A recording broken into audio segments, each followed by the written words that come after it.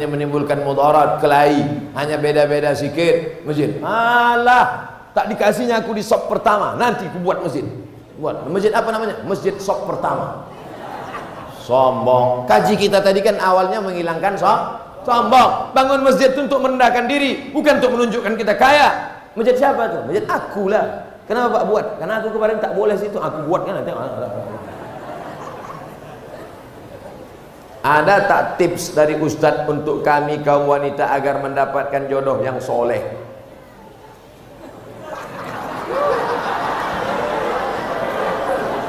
Jodoh itu rezeki apa tak rezeki? Rezeki. Rezeki itu dijamin Allah apa tak dijamin Allah? Kenapa risau? Sedangkan dijamin jasara harja aja kita tak risau. Banyak orang naik sepeda motor nyantai ngantuk-ngantuk. Kok nggak takut tabrakan? Alah, udah ada asuransi kok. Jodoh itu jaminan dari Allah Subhanahu wa taala. Di atas pokok-pokok kayu itu sudah tertulis nama kita, bahwa kalau dia berbuah, buahnya untuk kita. Di atas pokok duku itu sudah tertulis nama kita, kalau duku itu berbuah, dukunya punya kita. Begitu juga dengan jodoh, sudah ditetapkan Allah Subhanahu wa taala. Jangan risau kalau jodoh takkan ke mana. Karena jodoh kita berjumpa atau karena jumpa jadi berjodoh? Nah, memang kalau udah siang-siangnya nggak payah berpikir memang. Karena jodoh kita berjumpa atau karena berjumpa tuh jadi berjodoh? Karena ada jodoh lah maka berjumpa. Kalau tak ada jodoh takkan berjumpa. Makanya kata Imam Al-Hasan Al-Basri, alimtu anna rizqi la ya'khuzuhu ghairi. Aku tahu rezekiku takkan mungkin diambil orang. Fatma'anna qalbi. Jodoh adik-adikku takkan mungkin dilarikan kucing. Nah, oleh sebab itu ini keyakinan masalah iman. Tapi ada usaha. Ini jodoh saya. Ini air, ini jodoh saya. Orang Percut panitia sudah menetapkan ini jodoh Abdul Somad, ini jodoh saya. Tapi saya mesti berusaha membuka botolnya, memasukkannya ke gelas. Kalau tidak, tunggu aja lah. Tunggulah sampai mati tak akan dapat. Harus ada usaha. Karena saya tak mampu membukanya, minta tolong ke panitia. Panitia bisa bukakan botol itu. Misal ini udah terbuka dan untuk saya. Sudah ada. Kira-kira dari jawaban saya penuh dengan kiasan ini mudah dipahami? Apa ditakutkan? Kalian yang lajang-lajang, yang muda-muda, jangan kalian takut. Jodoh kalian itu akan datang yang solihah-solihah, insyaallah. Kalian yang solihah-solihah, yang gadis-gadis, tak jauh-jauh jodoh kalian, masih di sekitar sini juga. Tengoklah, ada yang di bawah pokok kayu, ada yang tersangkut-sangkut di tiang-tiang itu, ada di sini. Cuman harus tetap ada usaha. Jangan rusak jodoh rezeki yang baik karena usaha yang tak baik. Maka ibu jangan kasih anak pacaran. Jangan kasih anak pacaran, Bu. Nanti kalau datang anak laki-laki bertamu, "Ma, boleh saya bawa anaknya, Bu?" Jangan. Ustaz Somad kemarin sudah bilang, "Jangan. Sebentar aja, Bu, kami jalan-jalan." Tidak. Nanti kami belikan Ibu mie ayam. Boleh.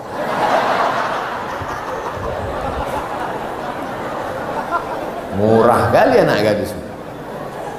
Ustaz, saya mengizinkan suami saya kawin lagi. Nampaknya yang menulis ini laki-laki, tapi dalam hati kita dongkol. Bagaimana tuh Pak Ustaz? Masuk surga apa tidak? Masuk, cuma agak lambat sedikit.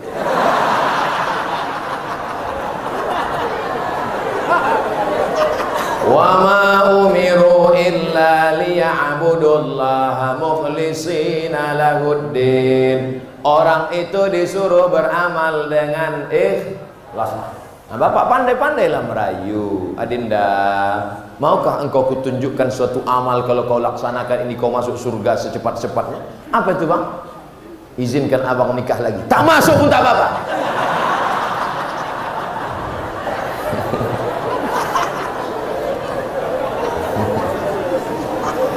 Ibu jangan takut suaminya nikah lagi, karena Negara Kesatuan Republik Indonesia sudah menetapkan peraturan Mereka tak mungkin bisa nikah kalau tidak ada tanda tangan dari istri pertama di atas matre 6.000. Oleh sebab itu, ibu hati-hati kalau ada di laci nampak matre 6.000. Kalau buka laci nampak matre 6.000. Apa ini bang?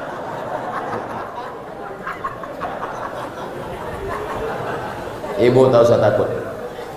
Ibu tak usah takut, tak usah sedih, tak usah cemas. Mereka ini tak ada yang berani. Udah aku tengok pucat-pucat semua muka.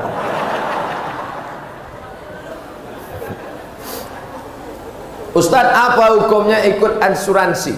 Kita menabung 350.000 dalam jangka 1 tahun, uang kita menjadi 25 juta. Haram. Jadi Pak Ustaz, tarik duitmu balik. Bunga, riba, haram. Ustaz ada ikut? Enggak, saya tak ada ikut. Asuransi kecelakaan mobil tak ada. Jadi kalau Ustaz tabrakan, masuk bengkel, bayar. Pernah Ustaz kecelakaan, ditabrak dari depan pernah, dari belakang pernah, dari samping pernah, tak mati-mati.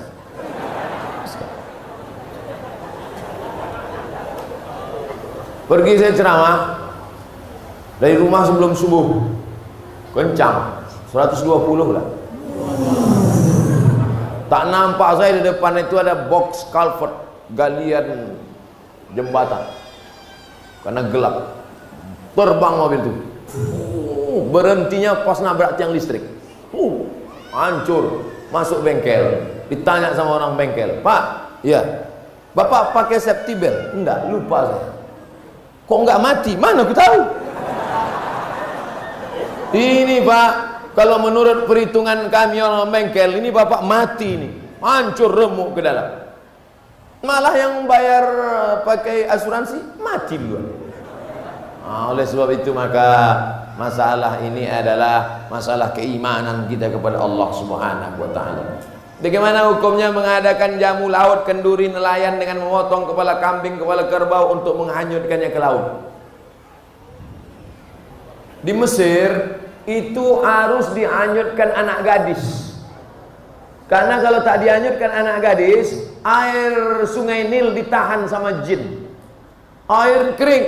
Kalau air sungai Nil kering, maka nanti gandum tak tumbuh, ikan tak datang, orang Mesir mati. Datanglah gubernur Mesir namanya Amr bin As. Kata Amr bin As, jangan kalian hanyutkan lagi anak gadis. Jangan kalian hanyutkan anak gadis di sungai Nil. Haram membunuh anak gadis untuk jin. Tak boleh. Kata orang Mesir, kalau tak kita hanyutkan anak gadis, kita mati di Mesir ini, wahai gubernur. Akhirnya Amr bin As membuat secari kertas surat.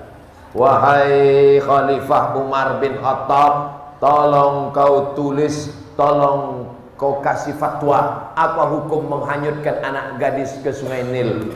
Datang Umar bin Khattab, dibalasnya lah, kasih amplop, nih hanyutkan ke sungai Nil. Surat dari Umar bin Khattab, hanyutkan ke sungai Nil. Sebelum dihanyutkan ke sungai Nil, dibuka oleh Amr bin As. Dia mau tahu apa isinya. Min Abdillah, dari hamba Allah Umar bin Khattab, ila nahrin Nil, kepada sungai Nil. In kunta tajri min qibalillah fajri, kalau kau mengalir karena Allah, mengalirlah. Wa in kunta tajri min qibali nafsik fala tajri, kalau kau mengalir karena dirimu, tak usah kau mengalir sampai hari kiamat. Dicampakkan surat itu ke sungai Nil. Besok pagi naik air sungai Nil 16 jengkal naik ke atas. Sejak hari itu tak lagi ada tradisi menghanyutkan anak gadis di sungai Nil. Saya sampai ke sungai Nil, sampai hari ini sungai Nil tak ditahan oleh jin. Jin di Indonesia seleranya agak rendah sedikit. Kambing, kerbau. Kalau di Mesir tak laku. Dikasih kerbau, tak lepel. Maka tuan-tuan guru berzikir, bertahlil untuk mengusir hantu belau jin setan ini. La ilaha illallah, la ilaha illallah, la ilaha illallah. Kalaupun dia mau kenduri, kenduri sama-sama berdoa, membaca Quran, meminta kepada Allah Subhanahu wa ta'ala, tidak meminta kepada jin, hantu dan setan. Bagaimana cara memulai dan memantapkan hati untuk berhijrah, Pak Ustaz? Saya sebetulnya udah lama mau tobat minum kamput nih Pak Ustadz. Kenapa kau belum berhenti juga? Itulah, belum dapat momentum yang pas lagi. Nih momentum yang pas. Kebetulan habis tablik akbar pengajian Ustadz Somad di Percut. Kebetulan pula ini ujung bulan Zulhijjah mau masuk 1 Muharram. Sejak hari ini berhenti pakai sabu-sabu narkoba. Setuju? Sejak hari ini berhenti mabuk-mabuk, selingkuh dan buat dosa. Setuju? Setelah tekad berhenti, buang semua botol-botol minuman. Yang selingkuh buang nama-nama mantan-mantan itu, mantan 1, mantan 2, mantan 3, mantan 4, mantan 5, buang semua.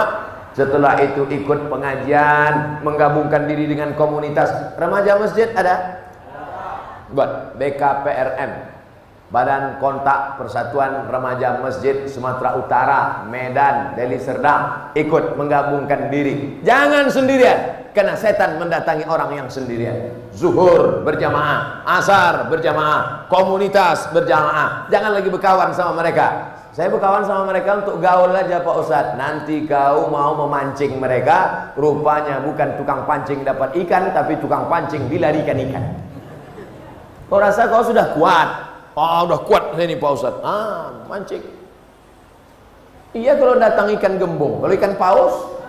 Oleh sebab itu maka berjamaah. Alaikum bil jamaah. Ibu-ibu yang sudah hijrah, yang sudah pakai jilbab panjang, ikut wirid Yasin. Masih ada wirid Yasin di Percut?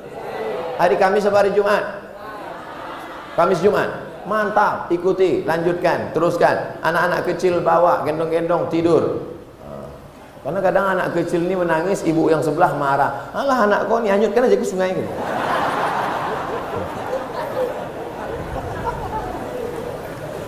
Ustadz, bagaimana jalan keluarnya menurut pandangan Ustadz tentang kurangnya minat pemuda Islam terhadap organisasi remaja masjid? Baru ku bilang tadi. Belajar sama BKPRM, Badan Kontak Persatuan Remaja Masjid. Selama saya datang, itu banyak berperan mereka, supaya nanti dibuat kajian, didata anak-anak muda sekitar sini, dibuatkan absennya, dibuatkan acaranya. Anak muda jangan satukan pengajian sama orang tua. Pengalaman yang sudah-sudah mereka tak mau. Anak muda, kenapa kalian tak mau datang? Disatukan pula kami sama orang tua. Kami Pak Ustaz takut. Takut kenapa? Asal kami tengok orang tua mau mati aja bawaan kami. Maka anak muda ini dibuat pengajian khusus anak muda. Ustadznya pun janganlah undang ustadz tua macam Ustadz Somad. Undanglah ustadz anak muda macam Ustadz Hanan At-Taqi. Ustadz anak muda itu yang pakai topi macam Bob Marley. Sebelum pengajian mereka pakai motor, pakai celana jeans, koyak-koyak, tapi di dalamnya pakai karet, celana panjang, main skateboard, main futsal, pakai audio visual, pakai layar, nonton bareng. Nah itu, jadi anak muda tak bisa. Anak muda tak bisa dia ikut sama orang tua. Apalagi bapak-bapak itu pengajian. Judul pengajian kita malam ini adalah bagaimana menghadapi sakaratul maut. Tak bisa. Anak muda ini tak mau ceramah panjang-panjang. Dia pengajiannya paling lama 15 menit. Lebih banyak dialog interaktif, ngobrol. Diundang situ Pak Polisi. Bapak Ibu, Bapak jangan ikut dulu ya. Pagi hari Ahad khusus pengajian anak muda di Percut. Menghadirkan 4 dokter, polisi, tentara, ustadz. Judulnya bahaya narkoba bagi anak muda. Sebelum acara nonton dulu, tengok anak muda yang sakau. Tengok tuh, nanti kalau kalian main macam itu kalian ada. Setelah itu baru tanya, Pak Polisi bisa jelaskan tentang bahaya narkoba? Menurut Undang-Undang Negara Republik Indonesia, kalau pakai narkoba penjara. Penjara. Pak dokter bisa jelaskan tentang narkoba? Siapa yang pakai narkoba nanti gila. Siapa yang pakai narkoba nanti salah suntik mati. Ada yang lebih rendah lagi Pak Ustadz, bodoh. Nah berikut ini mari kita dengarkan penjelasan dari Ustadz. Mudah-mudahan setelah Bapak Polisi menjelaskan masuk penjara, dokter pula menjelaskan mati, mungkin Ustadz dapat menenangkan jiwa kita. Ustadz, apa hukum narkoba ini Pak Ustadz? Neraka jahanam.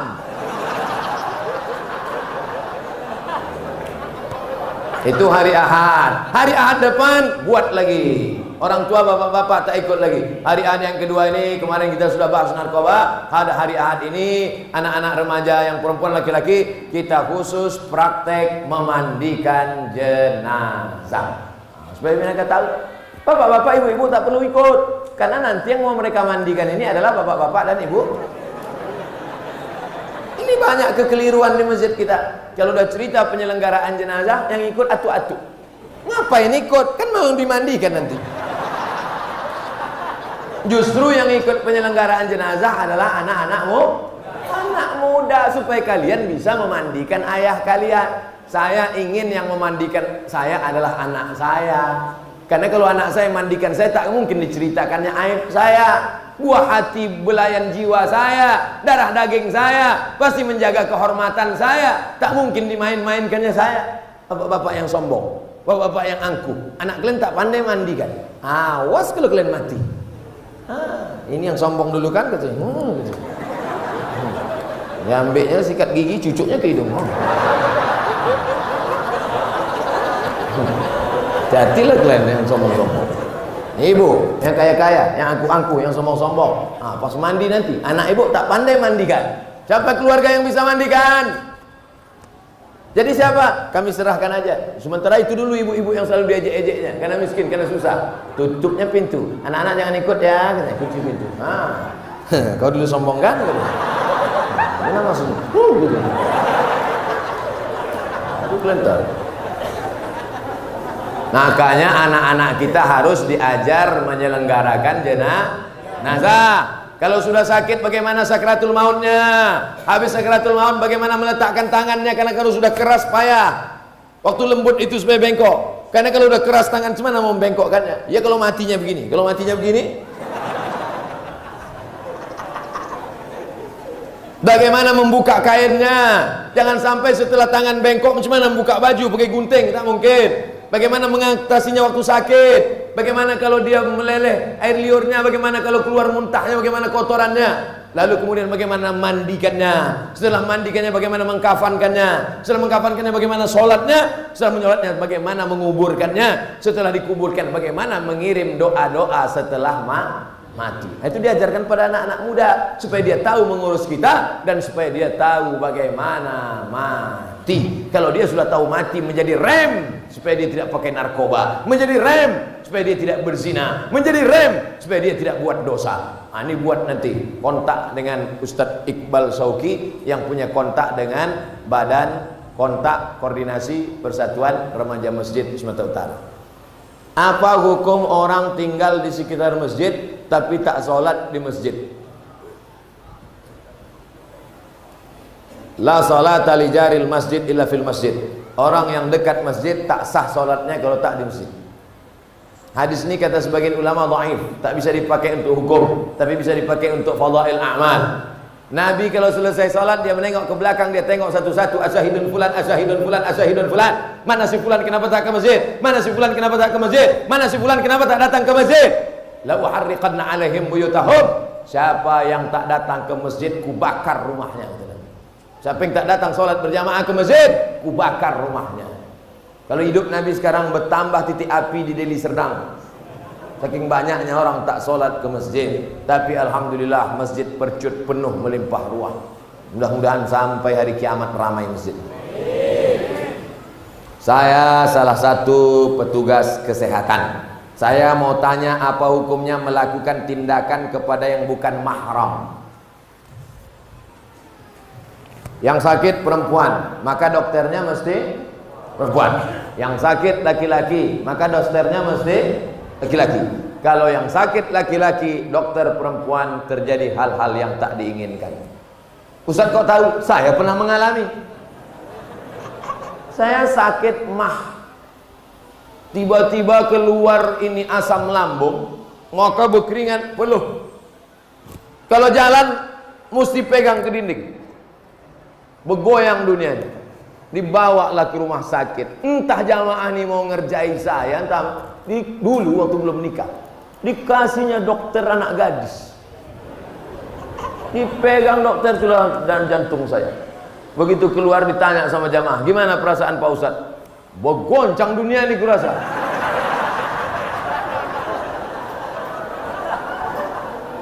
Ingat saya orang ngerjai saya itu sekali.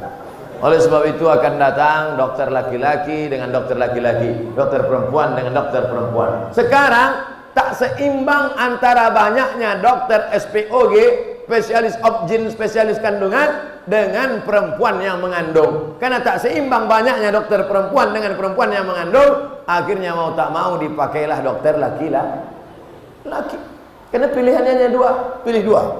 Ibu dokternya mesti laki-laki, dokter perempuan nggak ada lagi, habis sudah. Jadi gimana? Pilih dua, melahirkan sendiri atau pakai dokter laki-laki.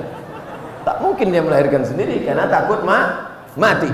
Jadi hukum asalnya dokter perempuan untuk perempuan, dokter laki-laki untuk laki-laki. Tapi kalau darurat tingkat tinggi, pilihannya dua antara mati atau dokter laki-laki, maka tak boleh pilih mati. Bang, aku hamil nih, nanti melahirkan anak masih dokter perempuan bang. Mohon maaf dek, dokter perempuan sudah habis. Jadi paksa dokter laki-laki. Aku tak mau. Pilihannya cuma dua dek. Kau pakai dokter laki-laki atau mati? Aku pilih mati aja. Tak boleh.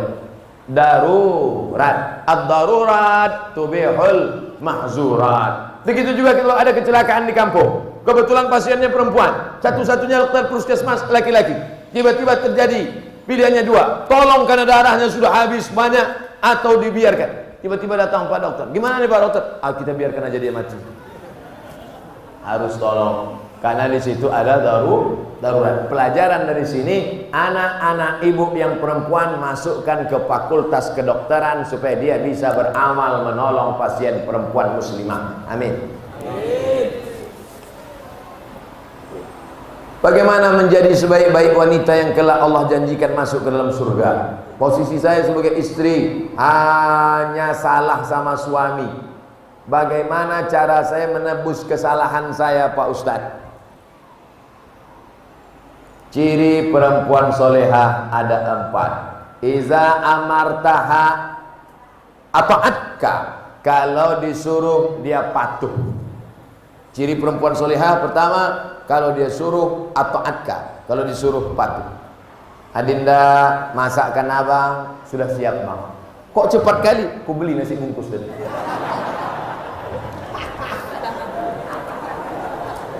Sedap kali gulai kau ni. Banyak abang tengok. Gulai apa namanya dedek? Gulai tunjuk bang. Kau gulai tunjuk? Aku tunjuk aja ni.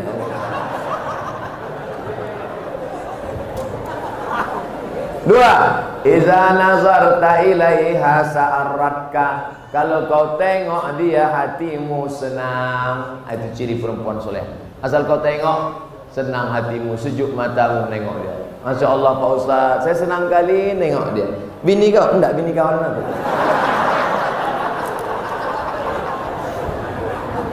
Iza nazarta ilaiha saratka. Kalau kau tengok dia hatimu senang. Idza amartaha ata'atka. Kalau kau suruh dia patuh. Yang ketiga, idza ghibta anha. Kalau kau pergi, dijaganya hartamu dan anakmu.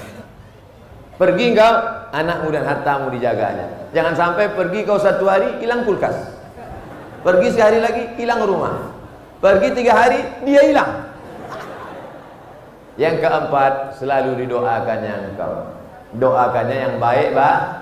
Walaupun laki itu Fir'aun, tetap istri Fir'aun mendoakan yang baik. Siapa nama istri Fir'aun? Asiyah. Doa Asiyah ada dalam Quran. Rabbi ibnili indaka baitan fil jannah. Ya Allah, bangunkan aku satu rumah dalam surga. Wa najjini min fir'aun wa amalihi. Selamatkan aku dari Fir'aun dan perbuatannya. Wa najjini minal qaumiz zalimin. Selamatkan aku dari orang yang zalim. Ibu-ibu yang lakinya agak-agak macam Fir'aun, baca doa. Kita doa sama-sama. Rabbi ibnili indaka baitan fil jannah. Wa najjini min fir'auna wa amalihi wa najjini minal qaumiz zalimin. Insyaallah 2 gendangnya. Kalau tak berhenti dia minum khamar, taubat dia, atau tenggelam jadi laut merah macam Fir'aun. Pak Ustadz, saya mau tanya, apa hukumnya perempuan sholat Jumat?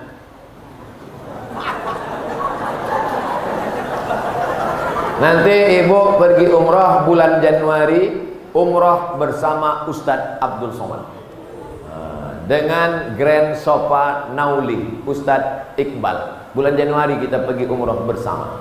Ongkosnya Pak Ustadz bayar masing-masing. Nanti itu kebetulan ada hari Jumat.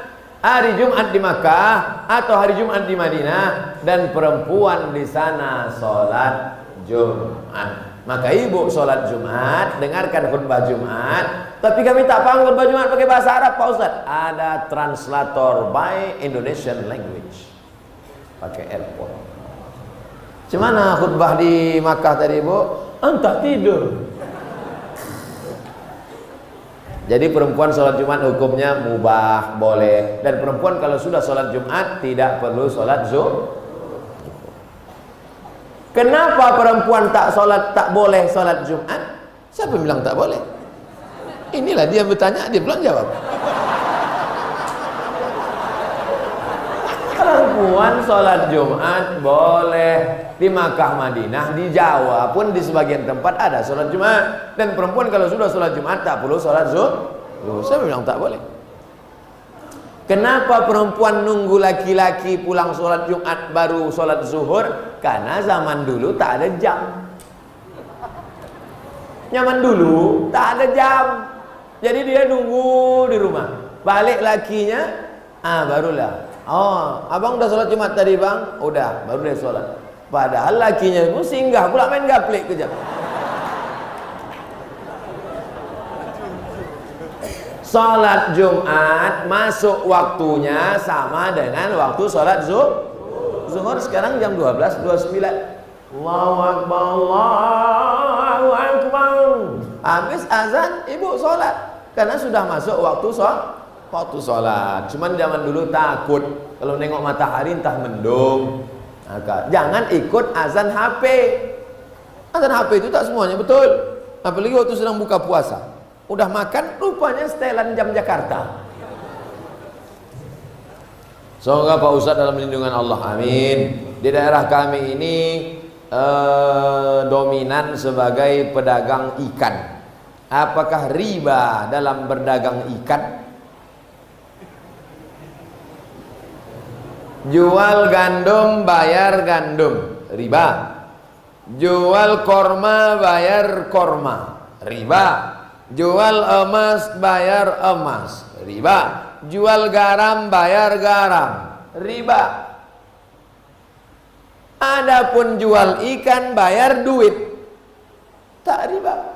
Karena di situ ada transaksi jual beli. Aku beli ikan ini sekilo 50.000 tunai, sah. Selama tak ada tipu.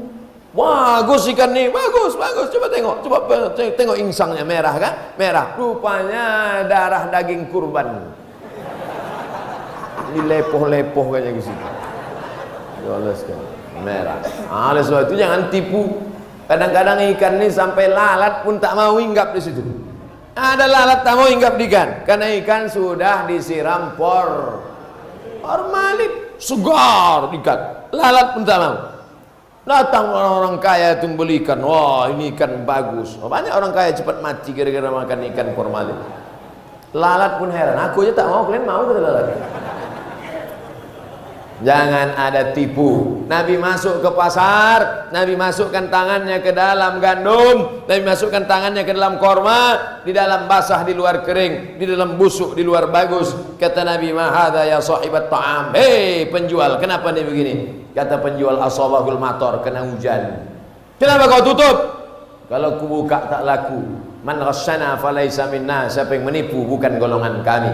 Jangan kasih anak makan dari hasil tipu haram. Otaknya tak menangkap baca Quran, otaknya tak bersih. Anak yang hijau yang jujur menjadi rusak. Bukan anak itu yang jahat gara-gara kita menyuapkan yang haram. Makan nasi halal tapi diberi dari uang haram, maka darah daging sepiring nasi berubah menjadi setetes darah, setetes darah berubah menjadi segumpal daging, daging dalam kulit membalut tulang, ayyuma lahmin nabata min haramin, setiap daging tumbuh dari yang haram, fannaru aula bih, tempatnya api neraka jahanam. Mudah-mudahan kita selamat dari makan haram. Di akhir majelis mari kita berdoa kepada Allah. Bagaimana hukumnya masuk PNS dengan cara menyogok?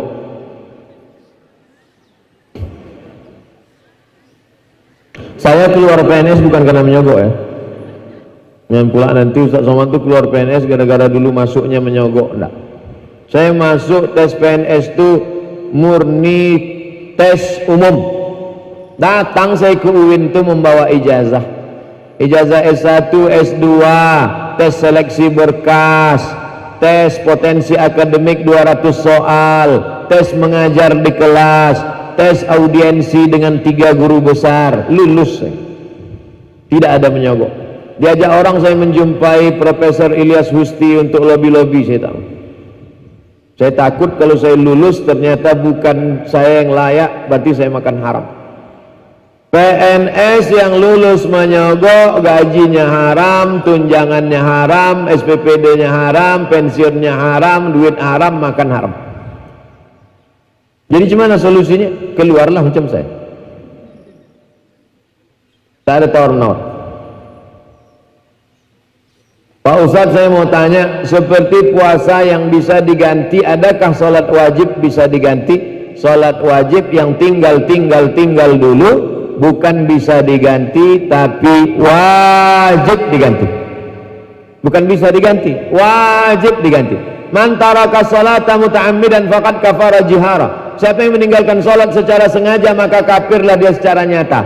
Tapi sembahyang yang tertinggal lama-lama dulu, menurut 4 mazhab, mazhab Hanafi, mazhab Maliki, mazhab Syafi'i, mazhab Hambali, sembahyang yang lama-lama dulu wajib diganti, namanya sholat qadha.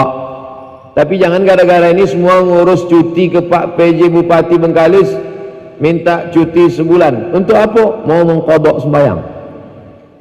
Cara mengqadhanya habis sholat zuhur nanti qadha 1 kali. Usolli fardhu zuhri 4 raka'atin qadha'an lillahi ta'ala. Begitu terus. Berapa lama Pak Ustaz? Berapa lama dulu kau tinggal? Kau tobat kapan wajib sholat? Umur 10 tahun. Kapan kau mulai sholat? Baru semalam. Qadha. Kalau baru 10 tahun diqadha 2020, lunas 2030. Malaikat maut datang 2025. Alhamdulillah, pemutihan. Qadha saja habis sholat 1 kali, sebanyak yang kita tinggal.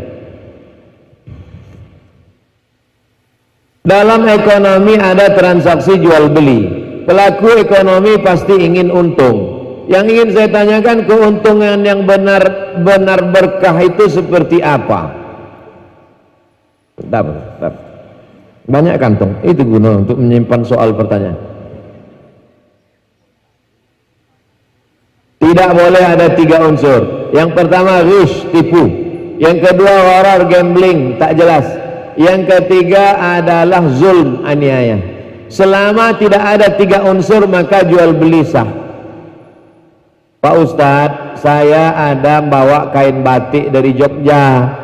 Saya beli di Jogja, harganya semeter ini 15.000. Saya jual di Bengkalis 150.000. 100% ngambil untung. Sah. Selama tak ada unsur tipu. Sampai dia ke Bengkalis dijualnya. Ini batik dari Jogja, 150.000 semeter. Dibeli orang. Sah. Tak ada unsur tipu. Tapi kalau dia bilang, belilah batik ini, inilah yang dipakai Nyi Roro Kidul dulu, ada unsur tipu. Tapi katanya siapa yang mengambil untung lebih dari 100% itu haram. Tak ada.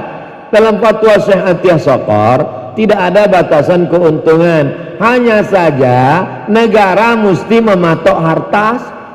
Negara mematok harga supaya tidak ada permainan di lapangan.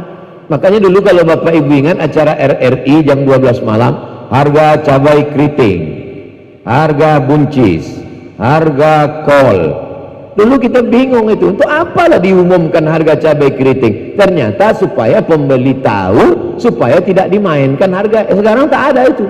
Harga dipermainkan oleh tengkulak sekarang. Inflasi. Harga mestinya dipatok, dijaga oleh negara. Negara hadir untuk melindungi rakyat dari permainan tengkulak tentang permainan harga. Sekarang yang memainkan harga ini mereka aja. Beberapa orang pemain itu. Seserah dia berapa harga telur ayam. Duduk-duduk dia di warung kopi, berapa kita patok harga? Sekian, sekian. Negara mestinya ikut kontribusi, karena negara tugasnya adalah melindungi rakyat.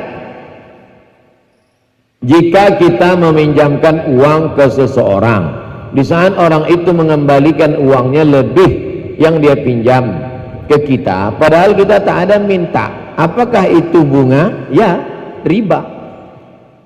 Riba. Tapi itu hadiah Pak Ustaz. Dia ngasih hadiah kan karena kau minjam duit itu.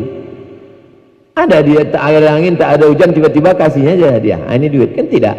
Dia ngasih hadiah itu karena duit. Itulah, itu maka riba. Orang yang tak biasa-biasanya ngasih hadiah, tiba-tiba ngasih hadiah karena minjam duit, itulah dia riba.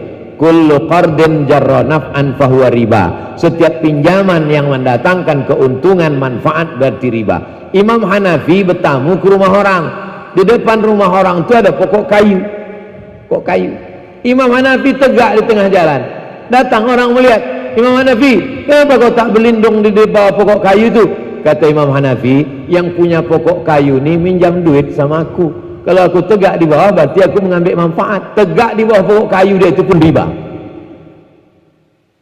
Disebutkan kisah itu dalam kitab Ar-Risalah Al-Qushairiyah. Imam Hanafi begitu waraknya dia menjaga dirinya, tak mau mengambil keuntungan dari orang yang minjam duit. Saya menemukan jodoh. Sebelumnya saya berjumpa dengannya, saya selalu berdoa kepada Allah supaya dipertemukan dalam waktu dekat. Dengan kuasa Allah bertemulah saya dengannya. Oh, panjang ceritanya nih. Saya pun menemui keluarganya, alhamdulillah, tapi karena maharnya terlalu besar, harus membuat saya menunggu sampai uang terkumpul. Pertanyaan, bagaimana caranya menanamkan rasa supaya tak terjadi maksiat Pak Ustadz? Ini nampaknya belum saya ceramahkan cerita 1 miliar tadi udah ada korbannya.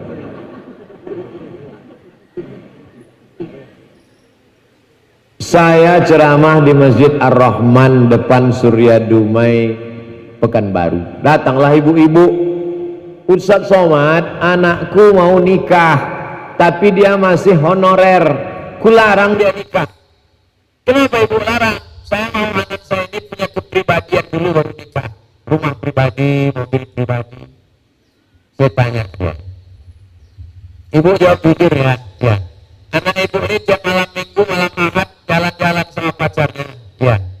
Setiap malam dia jalan-jalan sampai dia menikah, ibu menanggung dosa maksiat. Mana ada dia buat dosa-dosa? Dia cuma makan bakso. Mana pula ibu tahu? Tak apa-apa juga mereka. Wahai bapak ibu yang punya anak gadis, anak lajang, jangan kalian fasilitasi anak kalian untuk berzina. Asal udah datang dia sekali 2 kali ke rumah, tanya kapan mau pinang anakku ini. Ia pun fukara Allah. Kalau dia fakir miskin susah, tolong dia, insya Allah dibukakan Allah pintu rezeki. Turunkan harga mahar. Sebaik-baik perempuan akan lunak mahram yang paling murah maharnya. Kalau perlu ku nikahkan engkau dengan anakku dengan mahar mengajarkan surat Ar-Rahman tunai. Itu yang paling penting. Adapun cerita saya 1 miliar tadi itu motivasi ekonomi umat. Adapun sekarang berubah pendapatan. Adapun engkau saudaraku, kalau kau mau menunggu dengan menabung bagus. Tapi kalau ada yang murah, pindah aja ke yang murah. Berpindah ke lain hati itu gak apa-apa guys.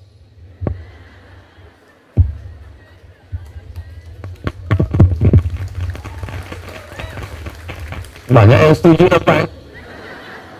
Itulah bagi kita pada kesempatan ini, mudah-mudahan bermanfaat buat kita dan umat. Ala hazibini wa kulliyatin salihan al-fatihah. Bagaimana cara menghadapi lingkungan tempat tinggal yang menganut kehidupan hedonisme? Yang pertama, faqidus syai' la yu'ti.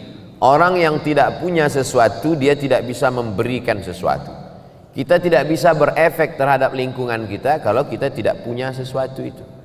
Makanya mahasiswa, mahasiswi dibekali 3. Akidahnya benar, ibadahnya benar, akhlaknya benar. Sehingga ketika dia keluar dari Polnes, dia bekerja di tempat lingkungannya dimanapun dia berada di seluruh dunia ini, Indonesia, di tempat itu nanti masyarakatnya hedonis, dia tidak akan terpengaruh. Kenapa ikan itu tidak asin walaupun tinggal di laut asin? Karena dia hidup. Kalau dia mati baru jadi ikan asin. Maka dihidupkan ruhnya, dihidupkan ibadahnya. Yang kedua, nanti dia dibiasakan berkomunitas. Andai dia nanti bekerja di sebuah perusahaan, di perusahaan itu masyarakatnya hedonis, sibuk dengan dunia, dia akan membuat sebuah komunitas. Saya ceramah di perusahaan anu, saya ceramah di PT Nikel, saya ceramah di PT Batubara, saya ceramah di PT Minyak Bumi. Ada saja sekelompok komunitas yang menghidupkan masjid, menghidupkan pengajian. Mereka inilah motor penggeraknya. Mudah-mudahan alumni-alumni Polnes ini menjadi penggerak dakwah di setiap daerah, insyaallah. Lalu kemudian, la tajtami'u ummati ala dhalalatin. Umatku ini tidak akan pernah menyatu dalam kesesatan. Begitu kata Nabi sallallahu alaihi wasallam. Wa may yartadda minkum an dinihi. Siapa di antara kamu yang meninggalkan agama ini, murtad dia, fasawfa ya'tillahu biqaumin, akan diganti Allah dengan sekelompok kaum. Yuhibbuhum, Allah mencintai mereka, wa yuhibbunah, dan mereka membalas cinta Allah. Mereka memperjuangkan agama Allah. La yakhafuna fillah laumata laim. Mereka tak pernah takut kepada caci maki, bully, buzzer, haters dan lain sebagainya. Saya pernah juga dihinggapi putus asa ketika melihat orang-orang yang diharapkan memperjuangkan agama malah bertumbangan. Saya sampaikan kepada salah seorang sahabat saya, dosen, profesor, Pak Prof, rasa-rasanya kita udah layak putus asa melihat umat hari ini. Kata dia, jangan, mungkin batang kayu sudah lapuk, tapi pucuk-pucuknya yang masih hijau, kalau kita siram dia akan menjadi kayu-kayu yang baru. Dan pucuk hijau itu sekarang ada di Polnes, karena memang baju mereka hijau pucuk pisang. Inilah yang akan memperjuangkan, memperbaiki hedonis, tidak menjadi asketis, tapi menjadi orang-orang yang moderat, wasatiyah, insyaallah. Amin. Sebagai mahasiswa yang punya banyak sekali kegiatan kampus, bagaimana caranya tetap istiqomah kepada Allah? Ada kekeliruan cara berpikir. Dianggapnya kalau dia sibuk dengan kegiatan kampus, dia tidak beribadah. Karena yang dianggapnya ibadah itu adalah sholat duha, baca Quran, i'tikaf, ibadah. Sedangkan sibuk di kampus tidak ibadah. Padahal sejak dia dari mulai berangkat dari kampungnya sampai ke Samarinda di Polnes sampai pulang itu adalah ibadah. Man kharaja fi talabil ilmi, siapa yang keluar rumah untuk menuntut ilmu, fahuwa fisabilillah, dia sama seperti orang berjuang fisabilillah hatta yarji'a, sampai pulang ke rumah. Tapi jangan gara-gara ini 14 semester. Kau kenapa lama kali selesai? Jihad fisabilillah. Enggak. Tapi itu kalau belajar ke Al-Azhar, Ustaz, fisabilillah. Enggak. Semua ilmu ini datangnya dari Allah Subhanahu wa taala. Hanya saja ada yang fardu ain, ada fardu kifayah. Ilmu agama fardu ain, wajib setiap individu. Karena kalau tidak benar akidahnya, tidak benar fikihnya, tidak benar ibadahnya. Adapun ilmu ini fardu kifayah. Siapa yang memperbaiki jembatan, memperbaiki bangunan, memperbaiki yang bersifat teknik ini kalau tidak orang-orang politeknik? Kalau diserahkan itu kepada Abdul Somad, idza usidal amru ila ghairi ahlihi fantaziri sa'ah. Kalau diserahkan orang pada bukan ahlinya, tunggulah kehancuran. Tetap aktif di kampus, tapi jangan sampai melanggar aturan-aturan negara, melanggar aturan-aturan agama, maka itu bernilai jihad fisabilillah. Baca Qur'annya tetap, sholatnya jangan sampai tinggal, Bedakan antara ibadah dengan amal soleh. Solat, ibadah. Baca Quran, ibadah. Zikir, ibadah. Tapi engkau di kampus menuntut ilmu, kau bekerja nanti, maka itu adalah amal soleh. Menghadap Allah melalui dua. Faman kana yarju liqa'a rabbih, siapa yang berharap berjumpa dengan Allah, falyamal amalan salihah, hendaklah dia beramal saleh, wala yusyrik bi ibadati rabbih ahada, jangan persekutukan Allah dalam ibadahnya. Ibadahnya benar, amal solehnya benar, maka total 24 jam tidurnya amal soleh. Bismika Allahumma ahya wa amut, sampai bangun makannya amal soleh. Allahumma barik lana fima razaqtana wa qina azabannar. Di kampusnya amal soleh. Kalau dalam WC, toilet, najis, tempat setan aja bisa bernilai amal soleh. Bismika Allahumma inni a'udzubika minal khubuthi wal khaba'ith, keluar dengan kaki kanan, ghufranaka, bernilai amal soleh. Yang penting ikuti tuntunan sunnah Nabi Muhammad sallallahu alaihi wasallam. Yang terakhir, bagaimana cara mengetahui paham-paham yang tersesat dari Islam, agar saya termasuk orang yang baik dan tidak tersesat. Dalam skala negara ada namanya mufti. Mufti Mesir Syekh Ali Jum'ah dulu, mufti Malaysia Profesor Dr. Zulkifli dulu, sekarang sudah berganti, sekarang jadi Menteri Agama. Di Indonesia tidak ada mufti, tapi ada Komisi Fatwa Majelis Ulama Indonesia. Maka Majelis Ulama Indonesia mengeluarkan 10 kriteria aliran sesat. Tulis di Google 10 kriteria aliran sesat, enter, screenshot, like and share. Kalau kena pasal-pasal itu berarti sesat. Untuk skala negara. Untuk skala kampus, kemana saya bertanya? Fas'alu ahla dzikri in kuntum la ta'lamun. Tanya orang yang tahu. Dosen agama Islam, Ustadz Abdurrahman. Ustadz Abdurrahman, dua saja. Kalau tak Abdurrahman, Abdul Somad. Dan Abdul yang lain. Jangan pernah mikir sendiri, baca sendiri, renungkan sendiri, nyasar sendiri. Karena kita ini lemah. Saya dalam bidang teknik tidak menguasai. Maka kemana saya bertanya? Ke Polnes, orang politeknik. Mereka yang paling mengerti tentang itu. Bidang medis, kedokteran, ya tanyalah orang kedokteran. Jangan kita sendiri ambil jarum suntik, kita suntikkan. Ini obat manjur dari Jerman, satunya 5 juta. Insya Allah anak ibu sehat. Seminggu tidak sembuh. Komplain dia ke dokter. Kata dokter, ini obat impor dari Jerman, harga 5 juta, kenapa anak saya nggak sembuh? Ibu buat gimana? Saya masukkan ke dalam bubur, saya suapkan ke anak saya. Salah, Bu. Saya kemarin kan saya bilang masukkan ke dubur.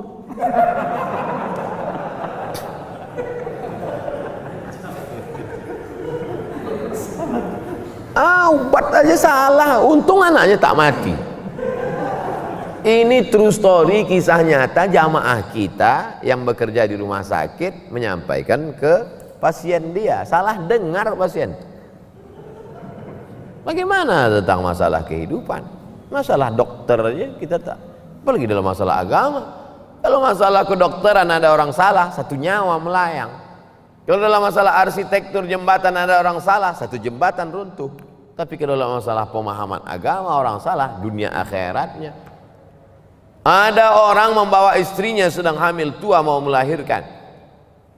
Dia pasti akan cari tulisan bidan berijazah. Karena dia takut anaknya meninggal. Khawatir dia. Takut dia keturunannya ini akan mati, dia tak punya pelanjut. Tapi kenapa dalam masalah agama kita malah percaya kepada dukun yang bisa melipat gandakan uang? Kalau bisa dia lipat gandakan uang, ngapain dia mesti ngambil uang kita? Ini kan tidak rasional. Oleh sebab itu kita mesti kembalikan kepada yang punya ilmunya. Siapa itu? Untuk di kampus, ya dosen-dosen ilmu agama Islam. Saya kira demikian. Ala hazihin niyah, Al-Fatihah. Apa hukumnya kurban atas nama kelompok lebih dari 40 orang. Apakah nilainya jatuh kepada sedekah atau kurban? Kurban yang paling level paling bawah ini namanya kurban kelas ekonomi. Level paling bawah betul. Satu rumah satu kambing. Itu level paling bawah. Satu rumah satu kambing. Lakinya, bininya, anaknya, menantunya, atuknya, neneknya, cucunya kebetulan hidup serumah tuh. Dipotongnya lah satu kambing. Satu kambing untuk satu rumah. Itulah kurban level paling bawah. Level yang di atas 7 orang untuk satu lembu atau satu unta. Dalilnya Nabi bersama para sahabat menyembelih pada tahun Hudaybiyah. Naharna ma'an Nabi sallallahu alaihi wasallam amal Hudaybiyata. Kami pada tahun Hudaybiyah tahun ke-6 Hijrah memotong 1 ekor onta untuk 7 orang. Karena tempat kita tak ada onta, 1 kambing. Di Kabupaten Kampar 1 kobau. Paling bawah. Ini yang atas VIP. Yang paling atas, ini yang paling hebat kurban. Kurban Nabi Muhammad SAW tahun Haji Wada. Waktu Nabi Haji Wada dipotong Nabi 63 ekor sendiri. Dilanjutkan Sayyidina Ali 37. 63 tambah 37 100 ekor onta sendirian. Level paling bawah, level pertengahan, level paling tinggi. Di antara 3 level tadi, adakah 40 orang satu kambing? Tak ada. Jadi kalau gitu level mana lah ini? Jadi Bapak Ibu wali murid, wali kelas, di kelas itu ada 40 anak siswa, maka anak-anak ini kumpul duit 100.000, 200.000, lalu diserahkannya ke kepala, ke guru. Kami untuk kurban.